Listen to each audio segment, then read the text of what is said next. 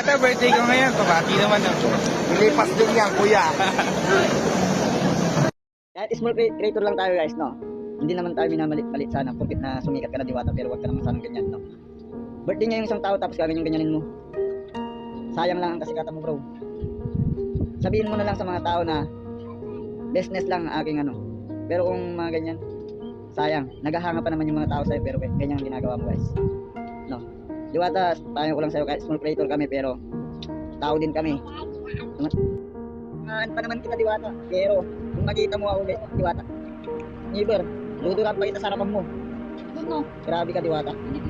Minamalit mo ang mga small creator, samantalang mga pinakamalaking vlogger. Ang ganda ng ano mo, ang ganda ng pagmamaltrato mo. Baka siguro naman ang gusto mo bibigyan ka ng halaga para pa-interview ka lang ng isang tao. Ganun ba ang gusto mo Diwata? Wala. Nakakainis ka na Diwata eh. Puro nakikita ko sa timelines ko. Ha? Puro nakikita ko sa timelines ko, puro Diwata. Pero nakikita ko yung mga at-call video mo na ina-upload ng mga ibang kasamahan namin, small creator. Nakakasakit ka, nakakadurog ka. Tulad yun sa'yo kuya, happy birthday pala sa'yo. Kung hindi ka man pinayuhan ni Diwata, hindi ka man sinabihan sa amin mga small creator o sa amin lahat ng mga tao may puso. Happy birthday sa'yo kuya. Happy birthday sa'yo and hayaan nyo na yan.